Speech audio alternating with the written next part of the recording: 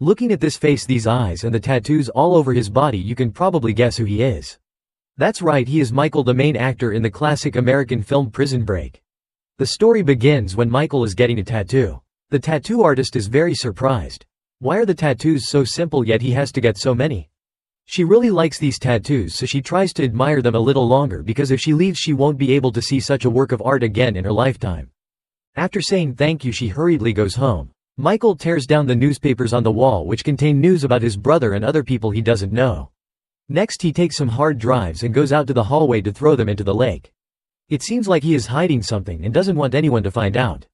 The next day Michael goes to the bank. Without much conversation he points a gun directly at the employee there and demands that she open the safe. She tells him that he has already taken $100,000 so the police will arrive soon. Feeling impatient, Michael fires his gun to force her to open the safe. Just after he says this, a police helicopter arrives outside. Therefore Michael puts down his gun and surrenders obediently, crossing his arms to be handcuffed. At the trial Michael admits to his crime. The judge states that he has never encountered a case like his in all these years. The lawyer argues that her client has some mental issues and wants to end the trial. But Michael insists that he knows exactly what he is doing and doesn't need her to defend him. As a result, Michael is sentenced to 5 years in prison. He requests to be incarcerated in a prison close to his home. The judge, seeing that he is compliant, agrees to this request. The lawyer points out that this is a very strict prison, but the judge reminds her not to interrupt. The outcome of this trial will take effect immediately. This prison is the most secure in the United States, Fox River State Penitentiary. Why does he want to be incarcerated here? On the first day in prison, Michael met the prison captain. He noticed that Michael spoke very naturally and showed no fear, which displeased him greatly. He warned Michael to behave and do his work. Michael was placed with another inmate named Sucre. When Michael arrived at the prison he witnessed a fellow inmate being stabbed while others cheered and clapped. His roommate said, "Welcome to the fun prison." This made Michael feel very tense. During free time on the first day, Sucre introduced Michael to the various powers within the prison. Michael particularly noticed an old man holding a cat in the distance. Sucre told him that 30 years ago this man had robbed $1 million. Unfortunately, he broke his leg while parachuting, which led to his capture. But no one knows where that money is now. It turned out that before entering prison Michael had done some research on this man. It seemed he was very well prepared. Then Sucre introduced him to a person who could help everyone buy anything. But it seemed that Michael wasn't paying attention to Sucre's words. He just wanted to carefully observe the terrain here. Michael noticed the golden column over there and the drain at his feet. Seizing the opportunity, he stuffed some newspaper into the drain and turned to ask Sucre about someone named Lincoln. After hearing Sucre tell him that this person was best left alone because he had killed the vice president's brother and would be executed next month, Michael should avoid him as much as possible. Upon hearing this, Michael asked if there was any way to approach him. Sucre replied that the only opportunities to get close were during prayer and work, but the authority to assign those tasks lay with that man. Sucre was very curious as to why Michael wanted to get close to that person so much. Michael said, "Because he is my brother." Sucre was surprised at that. Afterward, Michael returned to his cell fiddling with a piece of paper while recalling his previous encounter with his brother. "Michael, you didn't kill that guy," he said. "Swear to me." "I swear, Michael." The next day, taking advantage of free time, Michael sought out the man in charge and said, "I want to work in the prison workshop." He then left behind a paper crane, telling John to think it over. "I can help you with a big problem." Upon hearing this, John immediately dismissed Michael and threw the paper crane away. Michael went to the prison hospital again. The doctor was a young girl. Seizing the opportunity, Michael struck up a conversation with her. They introduced themselves and it turned out they shared the same last name. She was the daughter of the warden. While the doctor was out, Michael quickly tossed a paper crane into the drain. As the office door opened, a man entered and said, "The execution of Lincoln is all set. We just need the warden's approval." The two of them had a good relationship and were classmates. From this conversation it seemed that someone wanted Lincoln to die a bit sooner. It appeared that many secrets were still hidden.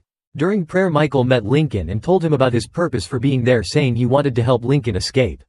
Lincoln, after hearing this, advised Michael that this was an impossible task. Michael quickly responded that anything could happen. At that moment an announcement came that the chief bishop wanted to see him. Sucre warned Michael to be careful in his conversation because the chief bishop had never sought to meet anyone before.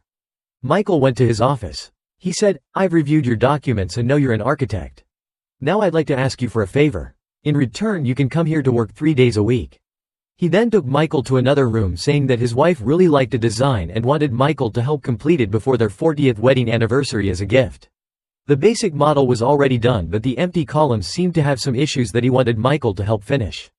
However, after thinking it over, Michael declined. Upon hearing this, the man raised his voice saying, "Others are eager to do this and you refuse? How can that be?" After saying this, he angrily ordered someone to take Michael back to his cell. Later, these two men reappeared, revealing that they were FBI agents. While listening to them speak, it became clear that the cult leader opposed the execution of the victim. The two men showed great impatience and threatened him not to interfere. The cult leader was very brave and showed no fear of them. That night, while the cult leader was sleeping, he woke up to find the agents had come for him, preparing to shoot him in the head. The gang leader in prison received a phone call stating that the accused had found the person who framed him in prison.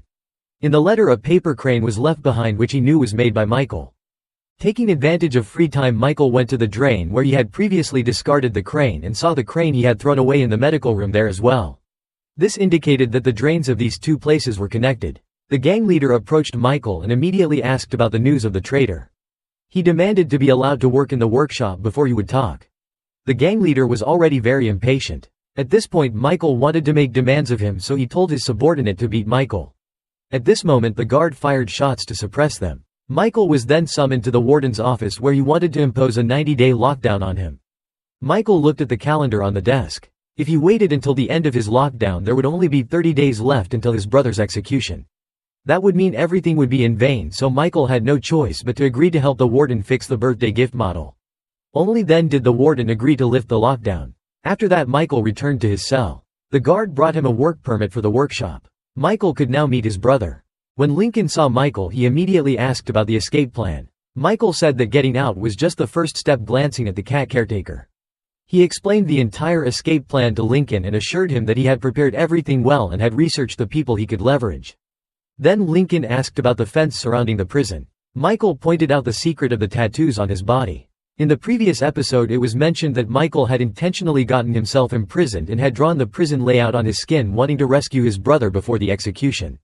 He knew the plan would not go smoothly, but he didn't expect trouble to come so quickly. Just as he was enjoying the breeze, Michael was playing chess with Westmoreland. He praised Michael's moves, saying he could be a future strategist. Michael impliedly asked Westmoreland, "Do you miss home? Do you want to escape?" Westmoreland replied, "Every day I want to get out of here, but I still have 60 years left on my sentence.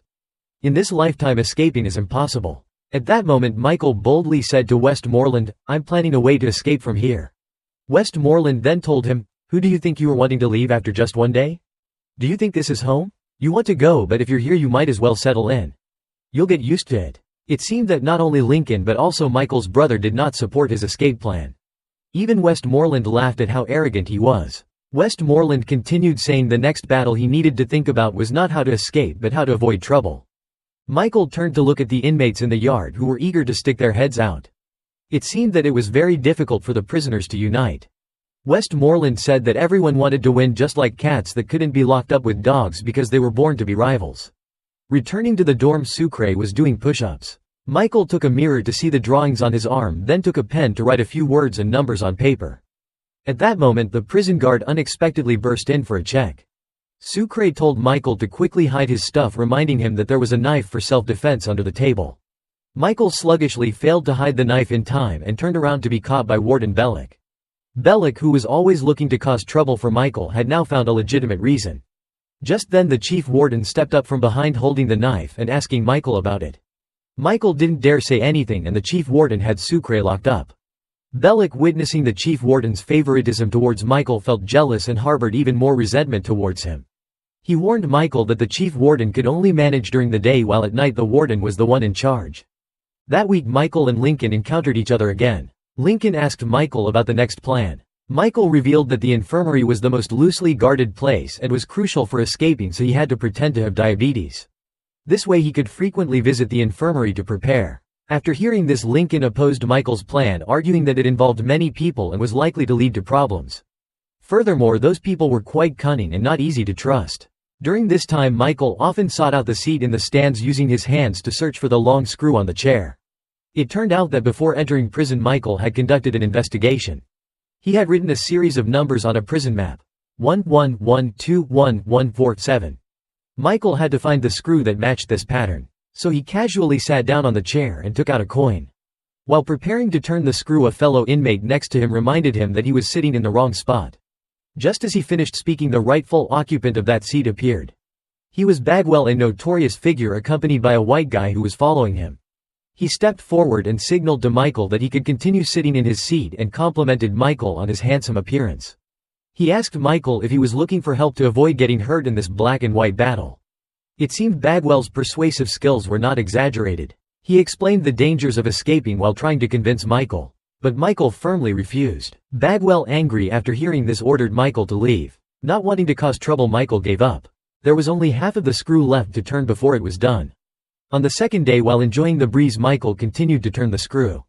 This time his movements were quicker. But just as he got the screw loose, Bagwell walked over to him. Michael had to hand the screw over to him. Losing this crucial piece put Michael in a difficult situation, so he turned to John. But John wasn't interested in this. He only wanted to know who wanted to harm him. Michael said that going outside was the real reason. John thought he had been tricked, so he angrily walked away. In another situation, the betraying mobster John appeared to pressure him. It turned out that this traitor continuously made things difficult for John, causing discomfort for those on the outside. He used John's daughter as leverage to force him to quickly find an answer. After saying this, he left. At this time, a riot broke out in the prison with inmates preparing weapons for themselves. Michael ignored this and ran to Bagwell's cell to find the screw. Unfortunately, he was caught by Bagwell on his way back. Michael had no choice but to lie, agreeing to join the team and use the screw as a weapon. Indeed, Bagwell wasn't that foolish. He handed Michael a wooden stick. This scene was witnessed by Michael's drug dealer. By the second day, the merchant reported to Michael that he had found the drugs, then instructed a group of people to hold Michael back. He warned Michael that he had chosen the wrong teammates and should not expect to get the drugs.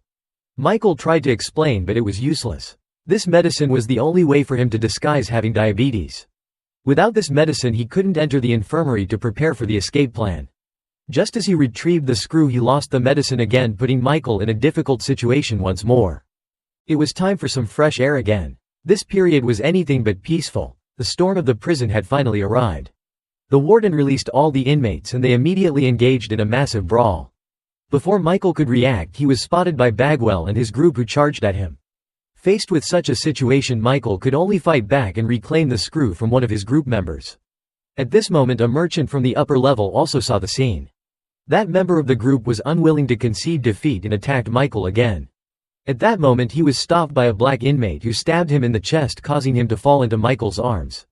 Bagwell, witnessing this, cried out in anguish, "I won't forgive Michael." Michael felt even more wronged. FBI agents and the warden were on the phone. The woman on the other end was cooking at home and taking care of her child. However, given the context of the call, this woman's identity was not simple. The agent informed her that Lincoln's girlfriend wanted Lincoln to be cleared of any wrongdoing and had been investigating the matter. This woman asked the FBI to handle the situation for her. Because the prisoners were extremely angry over the violent uprising, they decided to lock all the inmates up again. Michael returned from the chaos while Bagwell in another cell continuously mocked him. Michael sharpened the screw into a six-pointed screw that matched the drawing of the screw on his arm. He removed the screw from the bleachers. The confinement time was over and it was time for fresh air again. The merchant found Michael and said he had misunderstood him in the past and proactively offered him tea. Michael went to the infirmary for this trial, where the new equipment provided results in just a few seconds. Michael worried that the effects might not manifest in such a short time. The test results were in. Michael indeed needed regular medical treatment. Everything was going according to plan. Michael was led to the gym by Captain Bellick. John and his subordinates were waiting for Michael there. They restrained Michael and threatened to cut off his leg unless he revealed the name of the traitor. Michael was determined. At that moment, he couldn't say anything because speaking up would lead to certain death. But if he didn't say anything, they would still cut off his leg. With so many people offended in one day, Michael felt overwhelmed and needed to figure out what to do. This ends the second installment. The next one will be even more intense.